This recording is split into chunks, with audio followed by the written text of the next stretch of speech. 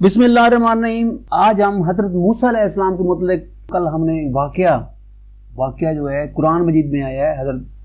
मूसा अलैहिस्सलाम के मुतल्लिक़, तो आपको उसका बकिया हिस्सा जो बकिया है जो कुरान मजीद में मौजूद है सूरह ताहा में उसकी तशरीह की गई है, और उसी तशरीह को मजीद हम आगे वजाहत करने के लिए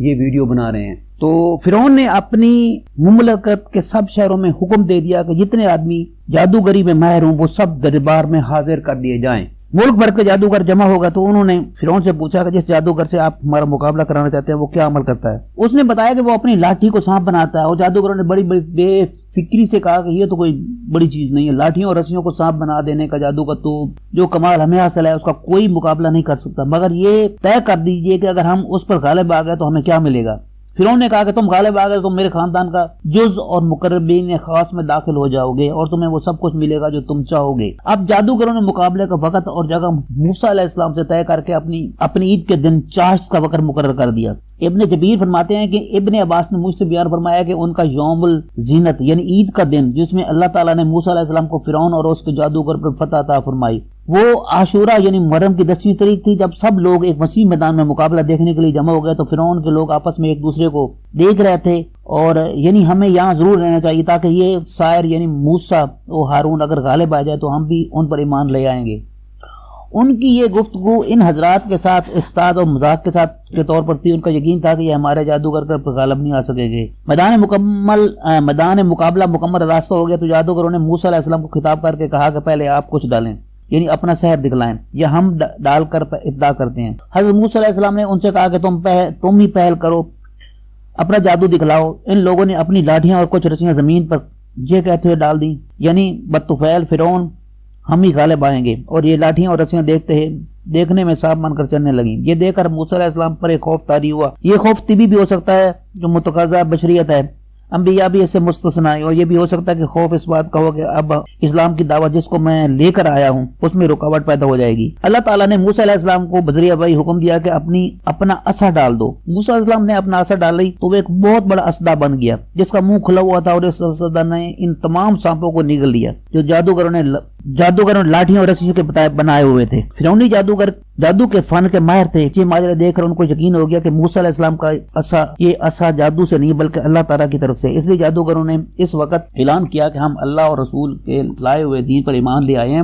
और हम पिछले ख्यालात और कायद से तौबा करते हैं। इस तरह अल्लाह ताला ने फिरौन और उसके साथियों की कमर तोड़ दी और उन्होंने जो जाल फैलाया था वो सब बातिल हो गया। फिरौन और उसके साथी भी मगलूब हो गए और जिल्लत रसवाई के साथ इस मैदान से पसपा हुए। जब वक्त ये मुकाबला हो रहा था, फिरौन की बीवी आसिया फटे पुराने कपड़े पहनकर अल्लाह ताला से मूसा अलैहिस्सलाम की मदद के लिए दुआ मांग रही थी, और आले फिरौन के लोग ये समझ रहे थे कि ये फिरौन की वजह से परेशान हाल में है, उसके लिए ये दुआ मांग रही है। हालांकि उनका गम और फिक्र सारा मूसा अलैहिस्सलाम के लिए था और उनके गालिब आने की दुआएं मांग रही थी। इसके बाद हज़रत मूसा अलैहिस्सलाम जब कोई मौजा दिखाते और अल्लाह ताला की तरफ से इस पर हुज्जत तमाम हो जाती तो उस वक्त वादा कर लेता कि अब मैं बनी इसराइल को आपके साथ भेज दूंगा। मगर जब मूसा अलैहिस्सलाम की दुआ से वो अज़ाब का खतरा टल जाता तो अपने वादे से फिर जाता और ये कहता कि कल आपका रब कोई और भी निशानी दिखा सकता। ये सिलसिला चलता रहा। बिलाखिर अल्लाह ताला ने तमाम कौम फिरौन पर तूफान और टिड्डी दल और कीड़ों और जुए और की बारिश कर दी और मेंढकों की बारिश कर दी और खून वगैरह का अजाब मुसल्लत कर दिए, जिनको कुरान आयत में मुफस्सलात के उन्वान से बयान किया गया। और फिरौन का हाल ये था कि जब उनमें से कोई अजाब आता और इससे आजिज़ होता तो मूसा अलैहिस्सलाम से फरियाद करता कि किसी तरह से ये अजाब हटा दीजिए,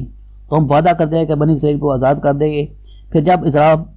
टल जाता तो फिर बदअहदी करता, जहाँ तक कि हक ताला ने मूसा अलैहिस्सलाम को यह हुक्म दे दिया कि अपनी कौम बनी इसराइल को साथ लेकर मिस्र से निकल जाए। हजरत मूसा अलैहिस्सलाम इन सब को लेकर रात के वक्त शहर से निकल गए। फिरौन ने जब सुबह को देखा कि ये लोग तो चले गए हैं तो अपनी फौज तमाम अतराफ से जमा करके उनके ताक़ुब में छोड़ दी। इधर अल्लाह ताला ने इस दरिया को जो मूसा अलैहिस्सलाम और बनी इसराइल के रास्ते में था ये हुक्म दिया कि जब मूसा अलैहिस्सलाम तुझ पर लाठी मारें तो दरिया में 12 रास्ते बन जाएं जिनसे बनी इसराइल के 12 कबाइल अलग अलग गुजर सके, और जब ये गुजर जाए तो उनके ताक़ा में आने वालों पर ये दरिया के 12 हिस्से फिर मिल जाएं। हजरत मूसा अलैहिस्सलाम जब दरिया के करीब पहुंचे तो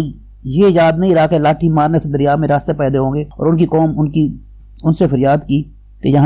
यहीं नहीं हम तो पकड़ लिए गए, क्योंकि पीछे से फिरौनी फौजों को आता देख रहे हैं اور آگے یہ دریا حائل تھا۔ اس وقت موسیٰ علیہ السلام کو اللہ تعالیٰ کا یہ وعدہ یاد آیا کہ دریا پر لاٹھی مارنے سے اس میں رستے پیدا ہو جائیں گے، اور فوراً دریا پر اپنی لاٹھی ماری۔ یہ وہ وقت تھا کہ بنی اسرائیل کے پچھلے حصوں سے فرعونی افواج کے اگلے حصے تقریباً مل چکے تھے۔ حضرت موسیٰ علیہ السلام کے موجے سے دریا کے الگ الگ ٹکڑے ہو کر وعدہ ربانی کے مطابق 12 راستے بن گئے، اور موسیٰ علیہ السلام اور تمام بنی اسرائیل ان راستوں سے گزر گئے۔ فرعونی افواج جو ان کے تعاقب میں تھی، انہوں نے دریا سے راستے دے کر ان کے تعاقب میں اپنے گھوڑے اور پیادے ڈال دیے، تو دریا کے مختلف ٹکڑے بربانی پھر آپس میں مل گئے۔ جب موسیٰ علیہ السلام اور بنی اسرائیل دوسرے کنارے پر پہنچ گئے تو ان کے صاحب نے کہا کہ ہمیں یہ خطرہ ہے کہ فرعون ان کے ساتھی غرق نہ ہوں اور اس نے اپنے آپ کو بچا لیا ہو۔ تو موسیٰ علیہ السلام نے دعا فرمائی کہ فرعون کی ہلاکت ہم پر ظاہر کر دے۔ قدرت حق نے فرعون کی مردہ لاش کو دریا سے باہر پھینک دیا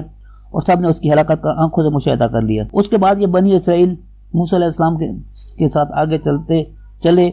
تو راستے میں ان کا گزر ایک قوم پر ہوا جو اپنے بنائے ہوئے بتوں کی عبادت میں اور پرستش کر رہے تھے۔ تو یہ بنی اسرائیل موسیٰ علیہ السلام سے کہنے لگے کہ اے موسیٰ، ہمارے لیے بھی کوئی ایسا معبود بنا دے جیسے انہوں نے بہت سے معبود بنا رکھے ہیں۔ موسیٰ علیہ السلام نے فرمایا کہ تم عجیب قوموں کو ایسی جہالت کی باتیں کرتے ہو، یہ لوگ جو بتوں کی عبادت میں مشغول ہیں ان کی عبادت برباد ہونے والی ہے۔ موسیٰ علیہ السلام نے فرمایا کہ تم اپنے پروردگار کے اتنے معجزات اور اپنے اوپر انعامات دیکھ چکے ہو، پھر بھی تمہارے لیے جاہلانہ خیالات نہیں بدلے۔ یہ کہہ کر حضرت موسیٰ علیہ السلام اپنے ان ساتھیوں کے یہاں سے آگے بڑھے، ایک مقام پر جا کر ان کو ٹھہرا دیا اور فرمایا کہ تم سب یہاں ٹھہرو، میں اپنے رب کے پاس جاتا ہوں، 30 دن کے بعد واپس آ جاؤں گا، اور میرے پیچھے ہارون علیہ السلام میرے نائب خلیفہ رہیں گے، ہر کام میں ان کی اطاعت کرنا۔ موسیٰ علیہ السلام ان سے رخصت ہو کر کوہ طور پر تشریف لے گئے اور ارشاد ربانی سے 30 دن رات کا مسلسل روزہ رکھا تاکہ اس کے بعد کلام ربانی سے مستفید ہو سکے، مگر 30 دن رات کے مسلسل روزہ رکھے جو کہ ایک قسم کی بو روزہ دار کے منہ سے میں ہو جاتی ہے۔ یہ فکر ہوئی کہ اس بو کے ساتھ اللہ تعالیٰ سے مشرف ہم کلامی نامناسب ہے، تو پہاڑی گھاس کے ذریعے مسواک کر کے خود صاف کر لیا۔ جب بارگاہ حق میں حاضر ہوئے تو اللہ تعالیٰ کی طرف سے اشارہ ہوا کہ تم نے افطار کیوں کر لیا، اور اللہ تعالیٰ کو معلوم تھا کہ موسیٰ علیہ السلام نے کچھ کھایا پیا نہیں ہے بلکہ صرف منہ صاف کر لینے کو پیغمبرانہ امتیاز کی بنا پر افطار کرنے سے تعبیر فرمایا۔ موسیٰ علیہ السلام نے اس حقیقت کو سمجھ کر عرض کیا کہ اے میرے پروردگار، مجھے یہ خیال ہوا کہ آپ سے ہم کلام ہونے کے لیے منہ کی بو دور کر کے صاف کر لوں۔ حکم ہوا کہ موسیٰ، کیا تمہیں خبر نہیں ہے کہ روزہ دار کے منہ کی بو ہمارے نزدیک مشک کی خوشبو سے بھی زیادہ محبوب ہے، اور اب آپ لوٹ جائیں، 10 دن مزید روزہ رکھیں، پھر ہمارے پاس آئیں۔ موسیٰ علیہ السلام نے حکم کی تعمیل کی۔ ادھر جب موسیٰ علیہ السلام کی قوم بنی اسرائیل نے دیکھا کہ مقرر مدت 30 دن گزر گئے اور موسیٰ علیہ السلام واپس نہیں آئے تو ان کو یہ بات ناگوار ہوئی۔ ادھر ہارون علیہ السلام نے موسیٰ علیہ السلام کے رخصت ہونے کے بعد اپنی قوم میں خطبہ دیا کہ قوم فرعون کے لوگوں کی بہت سی چیزیں جو تم نے آریتہ مانگ رکھی تھی، تو انہوں نے تمہارے پاس ودیت رکھوا دی تھی، وہ سب تم اپنے ساتھ لے آئے ہو۔ اگر یہ تمہاری بھی بہت سی چیزیں قوم فرعون کے پاس آریت اور ودیت کی تھی، آپ لوگ یہ سمجھ رہے ہیں کہ ان کی یہ چیزیں ہماری چیزوں کے معاوضے میں ہیں، مگر میں اس کو حلال نہیں سمجھتا۔ ان کی آریتن اور وید کے سامان تم اپنے پاس میں استعمال میں لاؤ اور ہم اس کو واپس بھی نہیں کر سکتے۔ اس لیے ایک گڑھا کھود کر سب کو حکم دیا کہ یہ چیزیں خواہ زیورات ہوں یا دوسری استعمال کردہ اشیاء ہوں، سب اس گڑھے میں ڈال دو۔ ان لوگوں نے اس کی تعمیل کی۔ ہارون علیہ السلام نے اس سارے سامان کے اوپر آگ جلوا دی اور جس سے یہ سب سامان جل کر خاک ہو گیا، اور فرمایا کہ اب یہ نہ ہمارا رہا نہ ان کا۔ ان کے ساتھ ایک شخص سامری، ایک ایسا قوم کا فرد تھا جو گائے کی پرستش کیا کرتے تھے۔ یہ بنی اسرائیل میں سے نہ تھا، مگر جب حضرت موسیٰ علیہ السلام بنی اسرائیل مصر سے نکلے تو یہ بھی ان کے ساتھ ہو لیا۔ اس کو یہ عجیب اتفاق ہوا کہ اس نے جبرائیل علیہ السلام کا ایک اثر دیکھا، یعنی جہاں ان کا قدم پڑتا ہے اس میں زندگی اور نمو پیدا ہو جاتی ہے۔ اس نے اسی جگہ سے ایک مٹھی مٹی کو اٹھا لیا اور اس کو ہاتھ میں لیے ہوئے آ رہا تھا کہ ہارون علیہ السلام سے ملاقات ہوئی۔ ہارون علیہ السلام نے خیال کیا اس کی مٹی میں کوئی فرعونی زیور وغیرہ ہے۔ اسے کہا کہ جس طرح سب نے اس گڑھے میں ڈالا ہے تم بھی ڈال دو۔ اس نے کہا کہ یہ تو اس رسول جبرائیل کے نشان قدم کی مٹی جس نے تمہیں دریا پار کرایا ہے، اور میں اس کو کسی طرح نہ ڈالوں گا بجائے اس کے کہ آپ یہ عطا کر دیں کہ میں جس مقصد کے لیے ڈالوں تو مقصد پورا ہو جائے۔ ہارون علیہ السلام نے دعا کا وعدہ کر لیا اور اس نے وہ مٹی اس گڑھے میں ڈال دی، اور حسب وعدہ ہارون علیہ السلام نے دعا کی کہ یا اللہ جو کچھ سامری چاہتا ہے وہ پورا کر دیجیے۔ جب وہ دعا کر چکے تو سامری نے کہا کہ میں تو یہ چاہتا ہوں کہ یہ سونا اور چاندی، لوہا اور پتل جو کچھ اس گڑھے میں ڈالا گیا ہے ایک گائے کا بچڑا بن جائے۔ ہارون علیہ السلام دعا کر چکے تھے اور قبول ہو چکی تھی۔ جو کچھ زیورات اور تانبا اور پیتل لوہا اور اس میں ڈالا گیا تھا سب ایک بچڑا بن گیا جس کا کوئی روح تو تھی نہ مگر گائے کی طرح آواز نکالتا تھا۔ حضرت ابن عباس نے اس کو روایت کرتے ہوئے فرمایا کہ واللہ وہ کوئی زندہ آواز نہیں تھی، بلکہ اس کے پچھلے حصے سے داخل ہو کر منہ سے نکلتی تھی، اس سے یہ آواز پیدا ہوتی تھی۔ یہ عجیب و غریب قصہ دیکھ کر بنی اسرائیل کئی فرقوں میں تقسیم ہو گئے۔ ایک فرقے نے سامری سے پوچھا کہ یہ کیا ہے، اس نے کہا کہ یہی تمہارا خدا ہے، لیکن موسیٰ علیہ السلام راستہ بھول کر دوسری طرف چلے گئے۔ ایک فرقے نے یہ کہا کہ ہم سامری کے اس بات کی اس وقت تک تکذیب نہیں کر سکتے جب تک موسیٰ علیہ السلام حقیقت حال بتائیں۔ اگر واقعی ہمارا یہی خدا ہے تو ہم اس کی مخالفت کر کے ہی گنہگار نہیں ہوں گے، اور یہ خدا نہیں ہے تو ہم موسیٰ علیہ السلام کے قول کی پیروی کریں گے۔ ایک اور فرقے نے کہا کہ یہ سب شیطانی دکھ ہے اور ہمارا رب نہیں ہو سکتا، نہ ہم اس پر ایمان لا سکتے اور نہ اس کی تصدیق کر سکتے ہیں۔ ایک اور فرقے کے دل میں سامری کی بات اتر گئی اور اس نے سامری کی تصدیق کر کے اس کو اپنا خدا مان لیا۔ ہارون علیہ السلام نے یہ فساد عظیم دیکھ کر فرمایا کہ اے میری قوم، تو فتنہ میں پڑ گئے ہو، بلا شبہ تمہارا اور خدا تو رحمان ہے، تم میرا اتباع کرو اور میرا حکم مانو۔ انہوں نے کہا کہ یہ بتلائیے کہ موسیٰ علیہ السلام کو کیا ہوا، ہم سے 30 دن کا وعدہ کر کے گئے تھے اور وہ وعدہ خلافی کی، یہاں تک اب 40 دن پورے ہو رہے ہیں۔ ان کے کچھ بیوقوفوں نے کہا کہ موسیٰ علیہ السلام اپنے رب کو بھول گئے ہیں اور اس کی تلاش میں پھرتے ہوں گے۔ اس طرح جب 40 روزے پورے کرنے کے بعد موسیٰ علیہ السلام کو شرف ہم کلام بھی نصیب ہوا تو اللہ تعالیٰ نے ان کو اس فتنے کی خبر دی جس میں ان کی قوم مبتلا ہو گئی تھی۔ موسیٰ علیہ السلام وہاں بڑے غصے میں اور افسوس کی حالت میں واپس آ کر وہ باتیں فرمائی جو قرآن میں تم نے پڑھی ہیں۔ یعنی موسیٰ علیہ السلام نے اس غصے میں اپنے بھائی ہارون کے سر کے بال پکڑا کر اپنی طرف کھینچے اور توریت جو کہ کوہ طور سے ساتھ لائے تھے ہاتھ میں سے رکھ دی۔ پھر غصہ فارغ ہونے کے بعد بھائی کا عذر صحیح معلوم کر کے اس کو قبول کیا اور ان کے لیے اللہ تعالیٰ سے استغفار کیا۔ پھر سامری کے پاس گیا اور اسے کہا کہ تو نے ظاہر کر کیوں کی؟ اس نے جواب دیا یعنی میں نے رسول جبرائیل کے نشان قدم کی مٹی اٹھائی تھی اور میں نے سمجھ لیا تھا کہ یہ چیز جس پر ڈالی جائے اس میں حیات کا اثر پیدا ہو جاتے ہیں، مگر میں نے تم لوگوں سے اس بات کو چھپائے رکھا، یعنی میں نے اس مٹی کو زیورات وغیرہ کے ڈھیر پر ڈال دیا۔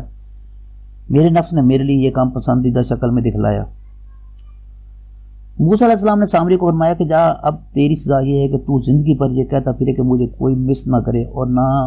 وہ بھی عذاب میں گرفتار ہو جائے گا، اور تیرے لیے ایک میعاد مقرر ہے جس کے خلاف نہیں ہوگا کہ زندگی میں تو عذاب چکھتا رہے گا۔ اور دیکھ اپنے اس معبود کو جس کی تو نے پرسش کی ہے، ہم اس کو آگ میں جلا دیں گے، پھر اس کی راکھ کو دریا میں بہا دیں گے۔ اگر یہ خدا ہوتا تو ہم اس کی عمل پر قدرت نہ ہوتی۔ اس وقت بنی اسرائیل کو یقین ہے کہ ہم فتنہ میں مبتلا ہو گئے تھے اور سب کو اس جماعت پر غصہ اور رشک ہونے لگا جس کی رائے حضرت ہارون کے مطابق تھی، یعنی یہ ہمارا خدا نہیں ہو سکتا۔ بنی اسرائیل کو اپنے اس عظیم گناہ پر متبع ہوا تنبیہ ہوئی تو موسیٰ علیہ السلام سے کہا کہ اپنے رب سے دعا کیجیے کہ ہمارے لیے توبہ کا دروازہ کھول دے جس سے ہمارے گناہ کا کفارہ ہو جائے۔ حضرت موسیٰ علیہ السلام نے اس کام کے لیے بنی اسرائیل میں سے 70 ایسے صلح اور نیک لوگوں کا انتخاب کیا جو پوری قوم میں سے نیکی اور صلح میں ممتاز تھے اور جو ان کے علم میں گوسالہ پرستی سے بھی دور رہے تھے۔ اس انتخاب میں بڑی جان بین سے کام لیا۔ ان 70 منتخب صحیح آدمیوں کو بنی اسرائیل کے ساتھ لے کر کوہ طور کی طرح چلے تاکہ اللہ تعالیٰ سے ان کی توبہ قبول کرنے کے بارے میں عرض کریں۔ موسیٰ علیہ السلام کوہ طور پر پہنچے تو زمین میں زلزلہ آیا جس سے موسیٰ علیہ السلام کو بڑی شرمندگی ہوئی۔ اس وفد کے ساتھ ہوئی اور قوم کے سامنے بھی ایسی عرض کیا کہ اے میرے پروردگار، اگر آپ کو ان کو ہلاک کرنا ہی چاہتے ہیں تو اس وفد میں آنے سے پہلے ہلاک کر دیتے، مجھے بھی ان کے ساتھ ہی ہلاک کر دیتے کہ آپ ہم سب کو اس لیے ہلاک کرتے ہیں کہ ہم نے جو کچھ بیوقوف نے گناہ کیا ہے۔ اور دراصل وجہ اس زلزلے کی یہ تھی کہ اس وفد میں بھی حضرت موسیٰ علیہ السلام کی تحقیق و تفتیش کے باوجود کچھ لوگ انہی میں سے شامل ہو گئے تھے جو پہلے گوسالہ پرستی کر چکے تھے اور ان کے دلوں میں گوسالہ کی عظمت بیٹھی ہوئی تھی۔ حضرت موسیٰ علیہ السلام کی اس دعا فریاد کے جواب میں ارشاد ہوا، اے اللہ تعالیٰ نے فرمایا کہ میری رحمت تو سب کو شامل ہے، میں ان قریب لکھ دوں گا اور اپنی رحمت کا پروانہ ان لوگوں کے لیے جو تقوی و اختیار کرتے ہیں اور زکوٰۃ ادا کرتے ہیں اور جو ہماری ایتوں پہ ایمان رکھتے ہیں اور جو اتباع کرتے ہیں اس رسول پہ امی جس کا ذکر لکھا ہوا ہے اپنے پاس تورات اور انجیل ہیں۔ یہ سن کر حضرت موسیٰ علیہ السلام نے عرض کیا کہ اے میرے پروردگار، میں نے آپ سے اپنی قوم کی توبہ کے بارے میں عرض کی تو آپ نے جواب دی، میں رحمت کا عطا فرمانا میری قوم کے علاوہ دوسری قوم کو متعلق ارشاد فرمایا تو پھر آپ نے میری پیدائش کو مؤخر کیوں نہ کر دیا کہ مجھے بھی اسی نبی امت کی امت مرحومہ کے اندر پیدا فرما دیتے، جس پر اللہ تعالیٰ کی طرف سے بنی اسرائیل کی توبہ قبول ہونے کا ایک اور اشارہ ہوا کہ ان کی توبہ قبول ہونے کی صورت یہ ہے کہ انہیں ہر شخص اپنے متعلقین میں سے باپ یا بیٹے جس سے ملے اس کو تلوار سے قتل کر دے، اسی جگہ جہاں یہ گوشالہ پرستی کا گناہ کیا تھا۔ اسی وقت موسیٰ علیہ السلام کے وہ ساتھی جن کا حال موسیٰ علیہ السلام کو معلوم نہ تھا اور بے قصور صالح سمجھ کر ساتھ دیا، مگر در حقیقت ان کے دل میں گوشالہ پرستی کا جذبہ اب تک تھا، وہ بھی اپنے دل میں نادم ہو کر طائب ہو گئے اور انہیں اس شدید حکم پر عمل کیا جو ان کی توبہ قبول کرنے کے لیے بطور کفارہ نافذ کیا تھا، یعنی اپنے عزیز و اقارب کا قتل۔ اور جب انہوں نے یہ عمل کر لیا تو اللہ تعالیٰ نے قاتل و مقتول دونوں کی خطا معاف فرما دی، اور اس کے بعد حضرت موسیٰ علیہ السلام نے توریت کی الوداع جن کو غصہ میں ہاتھ سے رکھ دی جاتا تھا اٹھا کر اپنی قوم کو لے کر ارض مقدسہ شام کی طرف چل دیے۔ وہاں ایک ایسے شہر میں پہنچے جہاں جن پر جبارین کا قبضہ تھا، جن کی شکل و صورت اور قد و قامت بھی ہیبت ناک تھے، اور ان کو ظلم و جوار اور قوت و شوکت کے عجیب و غریب قصے ان سے کہے گئے۔ موسیٰ علیہ السلام اس شہر میں داخل ہونا چاہتے تھے، مگر بنی اسرائیل پر ان کے جبارین کے حالات سن کر روب چھا گیا اور کہنے لگے کہ اے موسیٰ، اس شہر میں تو بڑے جابر ظالم لوگ ہیں جن کے مقابلے میں ہم طاقت نہیں رکھتے، اور ہم تو اس شہر میں اس وقت تک داخل نہیں ہوں گے جب تک یہ جبارین وہاں موجود ہیں، ہاں وہ یہاں سے نکل جائیں پھر ہم اس شہر میں داخل ہو سکیں گے۔ یہ تو تھوڑی سی تشریح جو میں نے آپ کو بتائی ہے ہسٹری آف اسلام کے چینل سے، آپ کو سارا قصہ میں نے بتا دیا ہے کہ کس طرح سے سامری ان کے پیچھے جو ہے وہ گئے اور کس طرح سے انہوں نے اللہ تعالیٰ کی وہ عبادت کو کیا۔ تو پلیز اس چینل کو سبسکرائب کریں، اس چینل کو شیئر کریں، اس کو فیس بک پہ بھی شیئر کریں، سارا آپ کے جو ہے اس میں ہمارے اسلام کی جو ہے ساری روایات ہیں، سب کچھ اس میں بہت کچھ میں نے بتایا آپ لوگوں کو، انشاءاللہ آپ اس کو سمجھیں گے اور کو جو ہے شیئر بھی کریں گے۔ تھینک یو فار واچنگ، اللہ حافظ، کل ملیں گے ایک نئی ویڈیو۔